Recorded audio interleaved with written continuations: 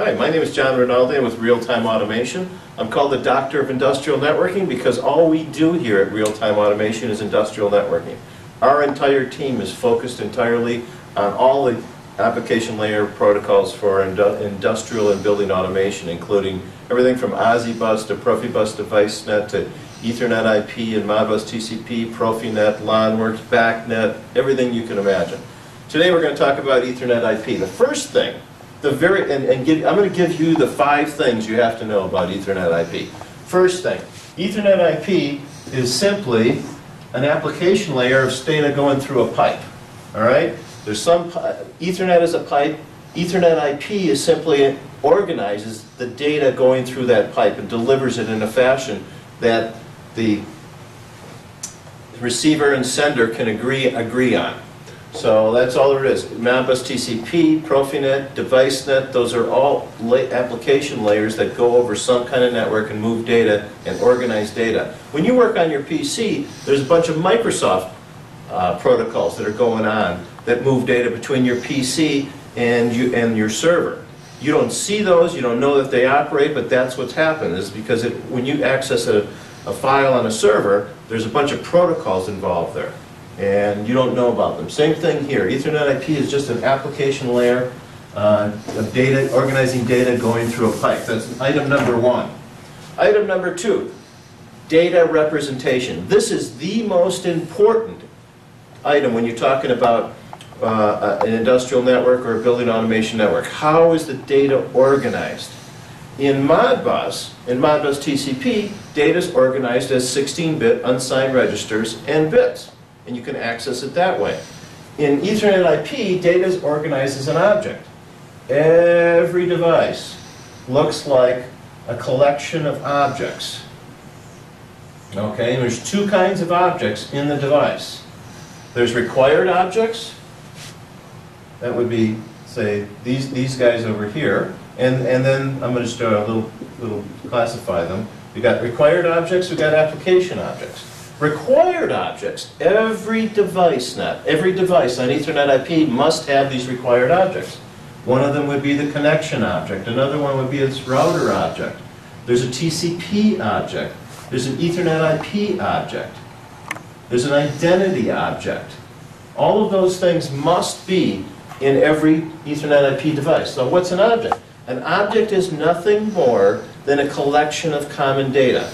The identity object, for example, has a serial number, has the vendor ID, has all the date of manufacturer, also things like that. So it's a collection of common data. The TCP object, that has the TCP IP address, that has the gateway address and things like that. Common stuff around TCP. All of these objects bring common data together. The data within these is called an attribute. So there's an attribute for the vendor ID, there's an attribute for the date of manufacturer, and so on. There's 4 attributes in the TCP object for each of the octals of a TCP IP address. So you've got objects, instances are the common duplication of these things. So if there were multiple Ethernet access point, you'd have 2 TCP objects with there would be instance 1 and instance 2 of those. Not a good example. I'll get into instances in a little bit.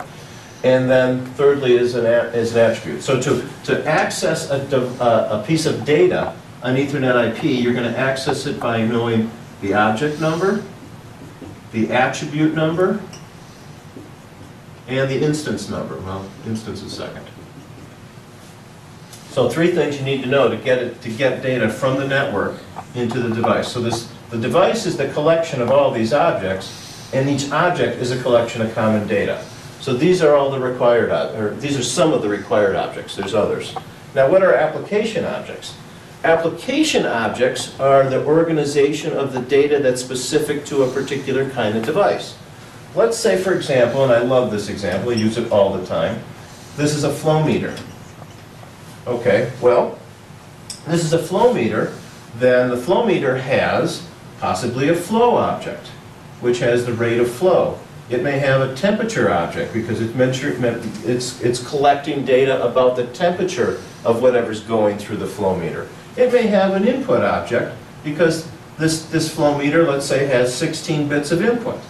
And it could have an output object which has 16 bits of output. So it's also an I/O device instead of in addition to being a flow meter.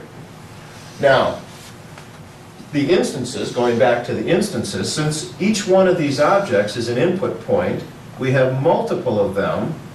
So we have instance 1 is the first point, instance 2 is the second point, instance 3 is the third point.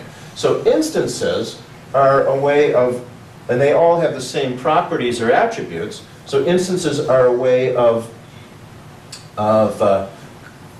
duplicating, organizing the same kind of data at one time. Now, so this object representation, now this does not have anything to do with the implementation, okay? It says nothing at all about implementation. It's simply how this data is organized, how it looks from the network. All of this structure is defined in CIP, which is the Common Industrial Protocol. Common Industrial Protocol, and that is put out by the ODBA, owns that, and owns this all of this. All of this organization is part of SIP. This same organization is used in ControlNet, CompoNet, and DeviceNet, and Ethernet IP. So no matter what one of those 4 protocol application layers we're talking about, it uses this same organizational structure. SIP also defines the 2 kinds of messages that you find on a network like this. One is called explicit messages. Okay, explicit messages simply say you can open up the packet, look inside it, and it says, I want to read this object, this instance, and this attribute. So if an explicit message comes into this device, the router would route it, and it's to read instance 2, object 1, which is the value of this input, attribute 1. That then it knows exactly what data is being referred to, and it can send that back in the response message, which looks kind of similar to that. And we'll go into details on that today. So explicit messages mean you can open it up and you can understand what it is, and the response is very understandable too. This is going to be like a byte that tells if it was successful or not, and the data is going to be included in that. That's the first kind of message. The second kind of message is going to be called an implicit message. It's implicit because both sides have to understand what this collection of ones and zeros really is. All right? Now, and that's definable. That's definable by the vendor who created this stuff. Now, the data that's transferred in an implicit message comes from an assembly. And it's called an assembly because it assembles the data from these different devices. And that assembled data is what goes off into an implicit message into some other Ethernet IP device. And then data coming out into the device also goes into an assembly, and that assembly is then transferred out to these different devices. So you have implicit messages and explicit messages, and implicit everybody are just kind of understood between the 2 devices.